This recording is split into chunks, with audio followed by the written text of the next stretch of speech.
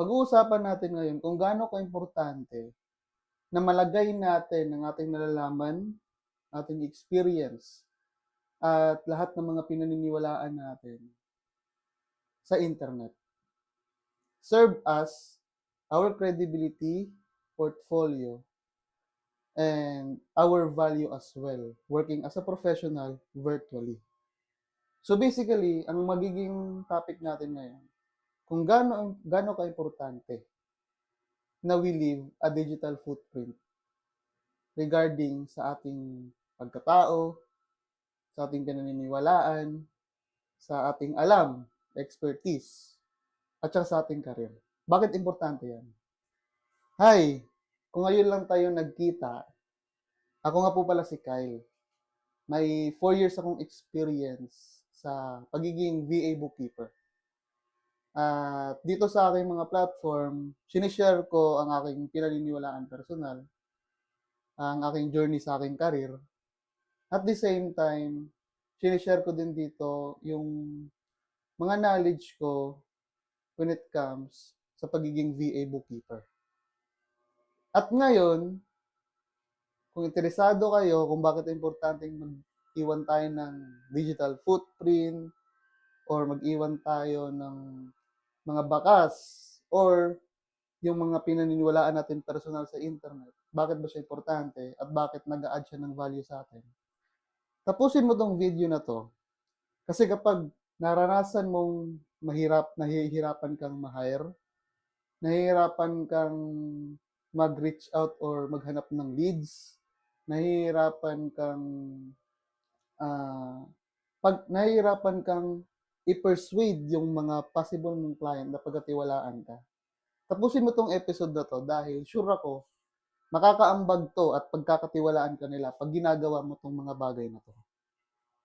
Gusto mo bang pagkatiwalaan? Comment naman kayo dyan kung gusto nyong pagkatiwalaan kayo ng mga tao sa internet. Comment, comment naman kayo dyan kung gusto niyo yan. Before ako magsimula kung bakit siya importante, isi-share ko muna sa inyo, magkikwento muna ako sa inyo. Dati na akong mahilig sa internet. Dati pa. 4 years ago, mahilig na akong mag-upload ng aking picture, ng mga memes, ng mga joke. Tsaka, mahilig na akong, talagang ma-internet na ako, ma-public na akong tao. Pero hindi ko pa alam na yun pala yung pagkatao ko. Gumagawa lang ako ng mga jokes, nagpo-post lang ako ng kahit na ano sa internet. At hindi ko namamalayan na yun pala yung rason kung bakit ang kapal ng mukha ko ngayon. Yun pala yung rason na nag-contribute pala yun kung bakit gaano ako confident na kahit hindi naman ako kagwapuan, na kahit hindi naman ako may tsura, at wala naman ako pang masasabing hindi naman din akong successful sa buhay. Pero bakit confident akong magsalita sa internet? Dati na pala talaga, binabalikan ko yung memories ko. Talagang, ganito pala ako dati, kakupal sa internet. So, dati pa. At nung nagsimula na akong maging VA, no, nung pinapasok ko na yung industriya ng pagiging VA, mas na-maximize ko pa siya na skill ko. Mas naging open ako, mas doon ko practice yung English ko. Doon ako naging fluent medyo sa sa pagsasalita nung nagko-content ako. Nagsi-share ako ng mga videos ko personal sa mga community. At nag-iwan ako ng digital footprint. Kapag nag-join kayo sa mga VA bookkeeper na mga community, yung mga sikat, yung Shepherd, kay Miss Kaji, Accounting Peoples, kapag isi-search mo yung pangalan ko dyan, may kahit isang video ko dyan na na-post long time ago. Kasi ganun ako ka-public dati. Hindi ko ba siya binibigyan pansin dati? Di ko nga alam kung yun yung magiging path para magka-client ako. Di ko alam dati yan. Ginagawa ko lang siya. Kasi alam ko, importante siya. Di ko alam kung yun ba yung way para pagkatiwalaan ako? Yun ba yung way na maano ako, makuha ng client? Hindi ko pa alam yun dati. Pero na-realize ko na lang siya na napaka-importante niya noong gumana na siya sa akin. Hindi ako sikat ha. Hindi ako sikat. Hindi nga naabot yung 10K na followers. Hindi pa nga 5K yung followers ko sa TikTok eh. Hindi pa 5K. Hindi rin 5K yung followers ko sa FB. Hindi nga rin 300, hindi pa nga 300 subscriber kung ang subscriber ko sa YouTube. Hindi talaga ako sikat. Hindi talaga ako sikat. Pero hindi mo pala talaga kailangan maging sikat para maging credible. Kailangan mo lang ng amount of credibility para pagkatiwalaan ka ng mga taong willing kang bayaran. At ngayon, ginagawa ko yung content hindi dahil dito ako kumukuha ng client. Gumagawa ko ng content because it is my way para pagkatiwalaan ako ng mga magiging future kong kliyente o magiging future kong mga magiging kaibigan. It is my way that proving to the world na totoo akong tao, may pinaniniwalaan ako, at may paninindigan ako sa buhay. At time goes by, ano bang nabago sa buhay ko ngayon? Time goes by, habang nagko-content ako. Eto kayo ngayon, naniniwala kayo sa akin. Kahit maniwala man kayo sa akin o hindi. Pero sa kakapanood nyo at kakapakinig nyo sa akin, feel nyo parang close na tayo. Feel nyo parang kilala nyo na yung pagkatao ko. Kasi yun talaga yun. Kasi pinapublic ko yung storya ko sa buhay ko. At doon nyo ako nakikilala. At doon kayo nagtitiwala sa akin. At yun yung pinaka-purpose kung bakit ako nagko-content. At isi-share ko sa inyo kung gaano kahalagang maging ganun din kayo kung gusto nyo pasukin yung pagiging VA. Okay, hindi na pagiging VA. Personal mo na lang. Personal mo na lang. Sa akin, gamit na gamit ko siya sa VA. Sa akin, gamit na gamit ko siya sa pagiging freelancer ko ngayon. Isa pang kwento. Ang naging kliyente ko lately, content creator din. Content creator siya. And then, final interview na. Sabi niya sa akin, tell me something, sabi niya sa akin tatagalogin ko lang. Sabi niya, bigyan mo ako, or gaano ka ka-passionate sa pagiging bookkeeper mo. Tinanong niya sa akin yan. Kayo, kung tatanungin kayo, kung hindi man kayo nag-a-apply for bookkeeper, kung tatanungin kayo, final interview paano niyo mapuprove sa akin, ako yung nag-interview sa inyo, paano niyo mapuprove sa akin na passionate kayo, na gustong-gusto mo yung ginagawa mo sa posisyon na pinag-a-applyan mo? Sige nga, mag-comment nga kayo dyan, babasahin ko. Natanong sa akin yan, no final interview. Tanong sa akin yan. Alam niyo, nasagot ko? Sabi ni Mimi, hindi ko titigilan hanggat hindi mabalance. Alam niyo anong sabi ko sa client ko na yun?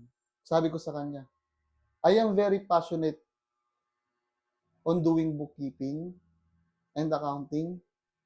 And I really love what I'm doing because, hindi pala yun yung pagkasabi ko. Pagkakasabi ko to, I am very passionate in bookkeeping to the extent that I do a lot of content about it. Napaano siya? Parang napawaw. Bumilib siya bigla. Nung naramdaman kong bumilib na siya bigla, dinidiretso ko na. Sabi ko, I have a social media platform. You can search my name on any browser and I will all my social media platforms should appear. And I do have, sabi ko sa kanya, and I do have my book as well. This is how I'm passionate. This is how I'm passionate on what I do. Hindi ako sikat. Pero I prove to her that I know what I'm doing and I'm very serious about it. Hindi ako sikat, pero kaya kong patunayan sa'yo na seryoso akong ginagawa tong mga bagay na to. Mahirap kayang sobrang hirap kayang i-prove sa hindi mo kakilala na mahal mo yung ginagawa mo. Tama o tama? Sobrang hirap kaya. Sobrang hirap in a very short period of time. Sobrang hirap magpapapaniwala, no? Sobrang hirap na paniwalain mong isang tao na mahal mong ginagawa mo in a very short period of time. I have to be creative and I have to be honest as well at the same time. Yun yung ginawa ko. Pero niset ko sa kanya na may content ako, tsaka may libro ako. Sinong huhula? Anong nangyari pagkatapos? Start agad Monday. Nung na-interview ako, mga Thursday yata yun or Wednesday. Nakatanggap ako ng email, mga Friday yata. Can start on Monday, parang gano'n. Isa lang yan sa side effect. Kapag iniiwan mo somewhere yung mga pinaniniwalaan mo, at iniiwan mo somewhere yung expertise mo, portfolios mo, on the internet. Sa akin, marami akong digital footprint. Kaya pag sinabi ko sa inyo, you can just search my name on any browser. A-appear lahat yan, yung podcast ko, yung libro ko, yung ibang social media platforms ko. Kasi iniiwan ko lang yan dyan. Iniiwan ko lang yan dyan. Hindi ko, every upload ko, hindi ako, o hindi ko hinangad na sana itong upload ko ngayon magka-million views. Sana itong upload ko ngayon magka-viral. Hindi eh. Inisip ko na lang siya, natambakan siya ng pinaniniwalaan ko at tambakan siya ng pagkatao ko. Para may peace of mind ako na nakalagay lang yan somewhere and easy to access. At totoong nagamit ko nga. At sure ako, kung nagsisimula ka pa lang, this is the best time to build your rapport on the internet and start building your credibility. Kaya ngayon, magbibigay ako ng mga puntos kung bakit siya importante. Hindi pa tayo tapos, syempre. No, importance of leaving any digital footprint regarding sa iyong pagkatao, career, anything. Yung pagko-content kasi, video content, isang paraan lang yun. Isang paraan lang yun. Pero marami. Sa akin, sinusulat ko siya sa libro, tapos nag-upload ako sa Spotify. Marami. Sa akin, ito lang yung mga ginagawa ko. Para mas madaling ma-access ng mga possible ko maging kliyente at mga possible ko maging connection. Una, bakit importante siya? It builds your credibility. Isa sa mga na-realize ko, working in B2B, parang B2B kasi itong pinapasok natin eh. Kapag VA ka, you're working as if you are dealing with a B2B person or B2B. Business to business to eh. Alam niyo, natutunan ko sa business to business na business to business na nature ng negosyo is they don't care really on how you deliver, and they don't care on Paano mo yung they don't care about sa magkano, they don't care about sa paano mo gagawin. They matter sa simula. Pero alam niyo anong nagma-matter sa kanila talaga? If they can trust you. If you're credible, if they can trust you. Sa tingin niyo ba, i-assess niyo yung sarili niyo ngayon? Kung nagsisimula pa lang kayo na napapasok sa pagiging virtual assistant, sa tingin niyo ba, katiwa-tiwala na kayo?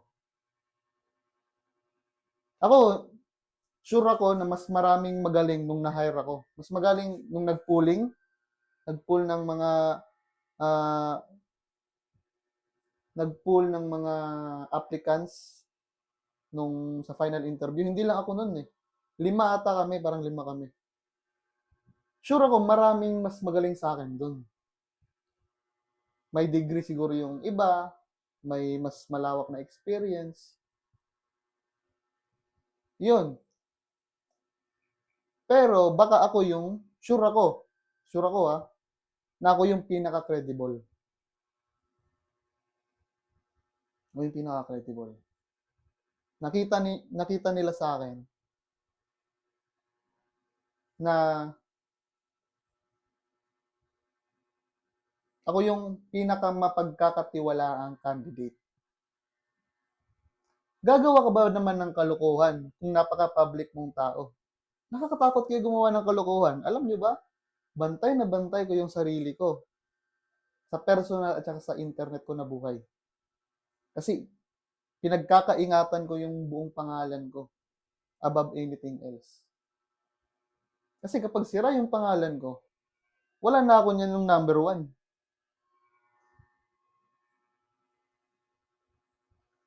Kaya sino ba yung pagkakatiwalaan nila? Yung nagtatago o yung public pero nag-iingat? Sige, bibigyan ko pa kayo ng senaryo. Kapag bibili kayo sa marketplace, ang seller number 1 nagbebenta ng 100 pesos. Ano siya? Naka-lock profile. Tapos, lagyan na lang natin 10,000. Nabibenta siya 10,000 worth of item, naka-lock profile siya. Tapos, itong naka-public profile, binibenta niya ng 12,000. Saan ka willing mag-payment first? Sagutin niyo ko ng honest. Sagutin niyo ko ng honest. Saan ka willing mag-payment first dyan? Sa naka-lock profile o naka-public profile?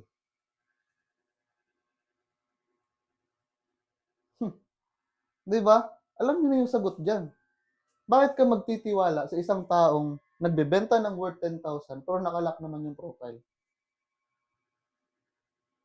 Bakit ka willing magbayad sa 10,000 yung binibenta niya pero hindi niya man lang kayang ipakita yung social media ng buhay niya? Possible scammer to. Malaki chances scammer to.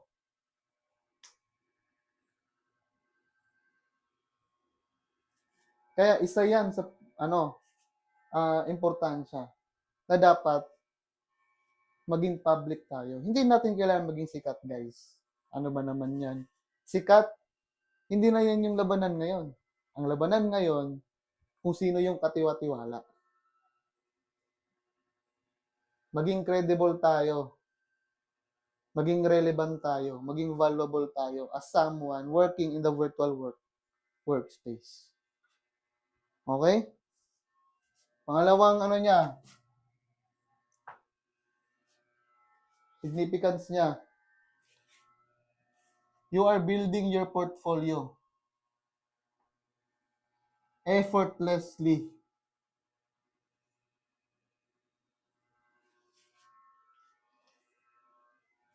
Ang kwento kung bakit ko nauna yung aking bakit ko na-acquire yung unang kliyente ko.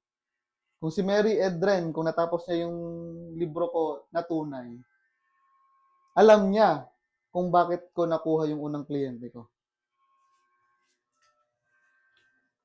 Nagko-content lang ako nun. Out of nowhere, nagko-content lang ako. Ko-content ako. Tapos, pagka content ko ng content, yung mga tao, yung mga may kliyente pero hindi alam yung gagawin, sa akin napupunta. Nagtatanong sa akin, kaya nakita ko po yung ano nyo, nakita ko po yung vlog nyo sa YouTube, sa Facebook. Nakita ko po yung ano nyo, content. Pwede po ba paturo sa gandong aspeto? Kakagawa ko ng content, kaka-public ko as a person. Kahit wala pa akong kliyente. Pinapublic ko lang kung ano yung alam ko. Binibuild ko na pala yung portfolio ko nun. Hindi yun yung intention ko. Kasi ang alam naman nating portfolio, iba eh. Yung website, yung Google Drive na naka-PDF, yun yung alam natin eh. Pero when you're creating something related to your expertise, alam niyo ba kung bakit may YT channel tayo? It's because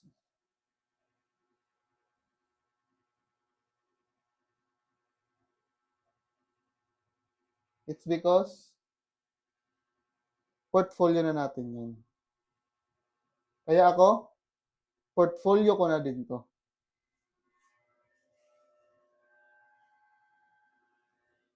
Hindi ko kailangan ng unang tingin nyo sa aking YouTube channel. Subscriber niyan, hindi nga umabot ng 300. Hindi umabot ng 300. 291 pa lang. Tapos yung mga uploads ko dyan, lahat may kwenta. Sure ako, lahat may kwenta. May matututunan talaga kayo dyan. Pero kung i-base lang sa subscriber yung credibility ng isang tao, talo na ako doon. Pero paramihan ng upload na may kwenta. Paramihan ng upload na hindi nyo makakalimutan yung pangalan ko. Panalo ako dyan. Because this is my portfolio. This is my gallery. Personally. Di ba? Kapag naging public ka, naging credible ka pa sa person, nagka-portfolio ka pa.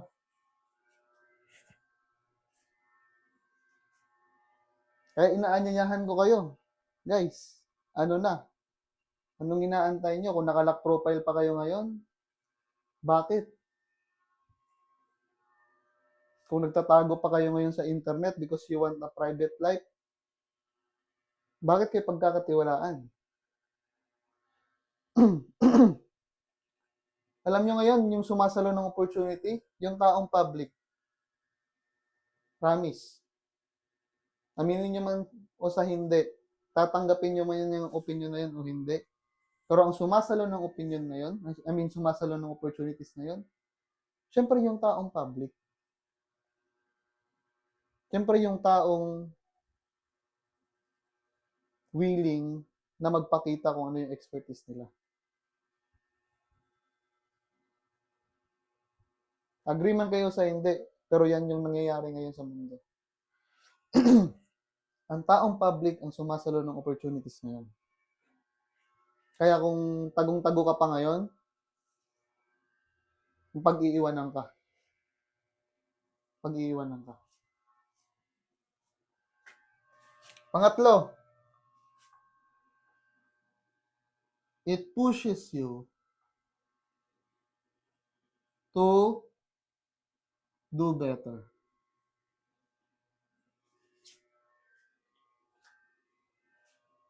Kapag trinay mo maging public, wala kang ibang path eh.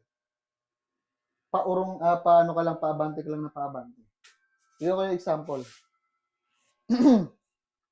Ito tayo sa videos, tapos oldest.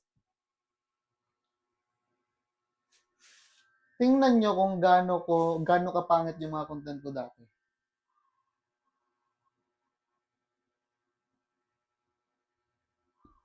because they are refundable and deductible if there's no damage. Hindi ko lang alam kung maririnig nyo eh. Parang di nyo pala rinig.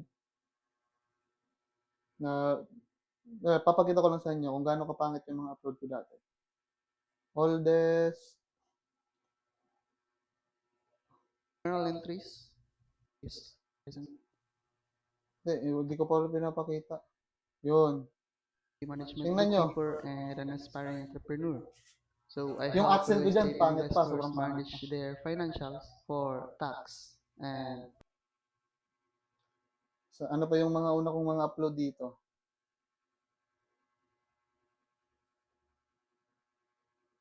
Ito. Yun yung first time na nag-graveyard, yun Tingnan yung nyo. first time na Paano i-achieve ang 8 hours sleep araw-araw kahit graveyard ka? Tapos, antok pa yung mukha ko. Pinagtawanan ako nung ano ko eh. Pinagtawanan ako ng mga ka-workmate ko nito na graveyard din. Kasi bakit ka nag-upload ng video paano i-achieve yung 8 hours? Eh, parang inaantok yung mukha mo. Pinagtatawanan nila ako nito. graveyard. Oh, sobrang pangit ng quality, guys. Hindi lang ito yung upload ko eh. Ang tingin ko parang yung iba dinlit ko na din. Sobrang pangit niyan. Pero every upload, it gets better. Tingnan nyo, nagka-thumbnail na, maganda na yung background. Man yan, sa Facebook man yan, i-upload mo lang yan. Tapos yung pagsasalita ko, naging fluent na din time to time. Alam nyo, wala kang ibang wala kang ibang patutunguhan kapag public ka lang ng public, paabante lang ng paabante, at paganda lang ng paganda yung quality ng mga content mo.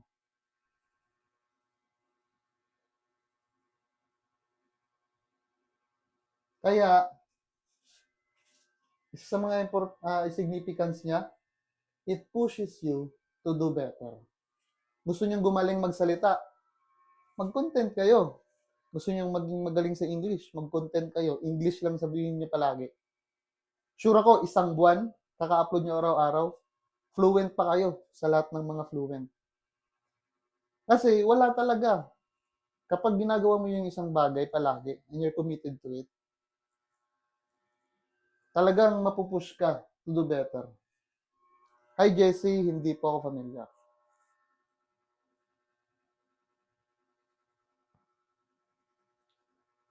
Kaya ngayon, pagkatapos itong session na to, pagkatapos ng session na to, inaanyayahan ko lahat kayo na nakikinig dito sa episode na to. Lahat kayo na nakikinig. Recorded video man ang naririnig nyo, andito man kayo sa live. Naanyayahan ko kayo. Magsimula na kayong i-public ang buhay nyo. Hindi nyo naman kailangan i-public lahat. Hindi ko sinabing i-public mo kung ilan yung anak mo, anong birthday nila, anong birthday mo, saan ka nakatira. Hindi ganon. Hindi ko din sinabi dito eh, sa lahat ng mga upload ko. Hindi ko sinabi naman talagang saan ako nakatira, ilang taon ako. Ano yung family genealogy ko. Yung, hindi ko naman sinabi yun. Maging public ka, in a sense, na malalaman ng ibang tao anong ginagawa mo. Alam niyo naman na VA bookkeeper ako ng 4 na taon kasi sinasabi ko. Alam niyo din ang kwento kung paano ko nakuha yung unang kliyente ko.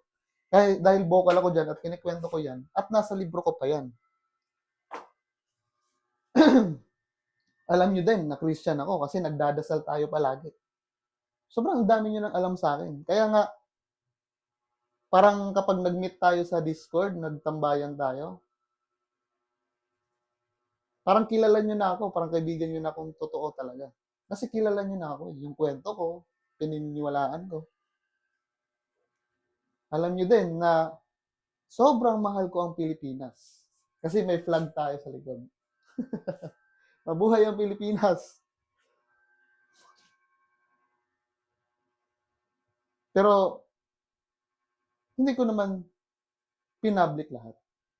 Pinablik ko lang yung kaya kong panindigan ng mga information. Same as you din. Kung ano yung ginagawa mo, ano yung trip mo sa buhay, hobby mo, yun lang din, yung kaya mo lang na panindigan ng mga information. Ngayon, bibigyan ko kayo ng isang assignment. Isang assignment. Mag-upload lang kayo ng isang video na hindi nyo kailangang i-edit. Kwento nyo lang kung paano kayo nag-end up sa trabaho nyo ngayon. For example, government employee kayo. Okay, shoot kayo dyan. Ito, camera nyo. Camera. Ganyan. Ang goal, hindi i-present yung sarili. Ang goal, maka-upload lang ng isang video. Ganyan. Hi guys! Ako nga po, bigyan tayo na si Jessie. Jessie na lang example natin. Hi guys! My name is Jessie. Ikwento ko lang sa inyo guys kung paano ko nag-end up na maging government employee. Dati, nung nag-aaral pa ako, yung course ko ay Bachelor of Science in Public Administration. So, alam ko na yung mga terminology sa government, may pre-law na din kami, at alam ko na yung administration when it comes sa government. At sakto, may tita akong nagtatrabaho sa government. Kaya, may backer ako. Joke lang, wag yung ikwento pag gano'n. At pagkatapos nun guys, hindi ako nahihirapang mag-apply. Kaya ngayon, ang ginagawa ko sa admin sa government ng munisipyo namin ay nagpa-file ng documents, nagpa-process, at tinutulungan namin yung sa community namin. Yun lang po guys. See you sa next video. Bye. Ganun ka basic. Sure ako. Papapractice nyo din yung time to time. Ang goal, hindi sumikat. Ang goal, hindi para maging presentable sa internet. Ang goal ay magsimulang maging public. Kasi walang ibang paraan to make your name credible. Ayos? Bakit ko ba sinishare to sa inyo? May natanggap kasi ako message kanina. Sabi niya, Sir Kyle, I am very inspired by your videos. I'm very inspired sa lahat ng experiences na sinishare mo sa amin, sa mga information na sinishare mo sa amin. And I am looking forward to talk to you soon. At the same time, sana makakita na rin ako ng client. Alam nyo, sobrang hirap talagang ma-hire ngayon. To be honest. Given na may 4 na taon na akong experience.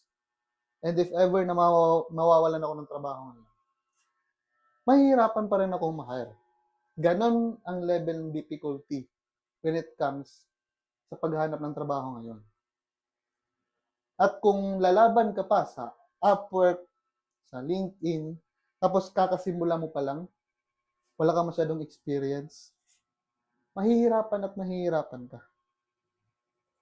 Kaya, yung kwento ko personal ay friendly sa kahit na anong timeline o kahit na anong saang timeline ka man sa mundo.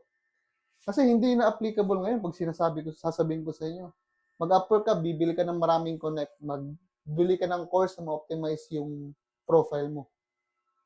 Marami din naman nag-o-optimize ng profile sa Upwork eh. Marami din naman bumibili ng connect at nagsisend ng application, kagaya mo. Makikipagkumpetensya ka pa ba? Para sa akin sobrang hirap na kapag basihan yung platform para ma-hire yung isang tao. At yung pinaka-efficient at ang pinaka-realistic na yun para ma-hire ka is to make your name valuable and credible. And how do you do that? To make yourself public. Anong kalaban natin dito? Kalaban natin dito, kapag pati tayo sa sarili natin, hindi natin kayang pagkatiwalaan. Kasi paano tayo mapagkakatiwalaan ng ibang tao? Kung pati tayo, wala tayong tiwala sa ating sarili. Aangkas ka ng isang taong, for example, alam mo yung kapatid mo, nakakaaral pa lang magmotor. Kakaaral pa lang magmotor. Sabi mo sa kanya, angkas ako sa'yo. Kaya mo na ba akong paangkasin? Tapos sasabihin niya, parang hindi ko kaya. Hindi ko pa na-try. Angkas ka na lang, try natin. Aangkas ka ba? Aangkas ka ba? I-risk mo ba yung buhay mo na umangkas? May mga risk taker, pwedeng umangkas. Pero mas malaki ang chance ang hindi ka aangkas. Kasi hindi niya nga pinagkatiwalaan yung sarili niya na kaya kanyang iangkas. Paano kanya kukumbinsin na umangkas siya sa'yo? O aangkas ka sa kanya? Same logic din yan kung paano natin pagkatiwalaan yung sarili natin. Paano kapag kakatiwalaan ng ibang tao, future na connection mo, future network mo,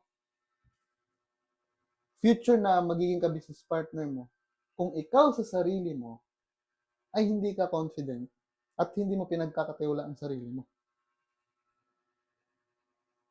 And there's no other way para gawin yan. Make yourself public.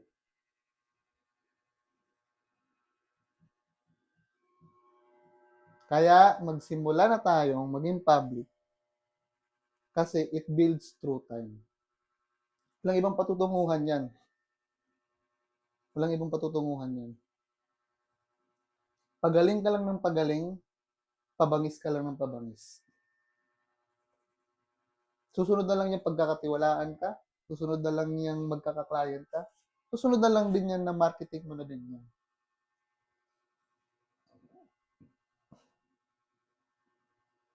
Ayos?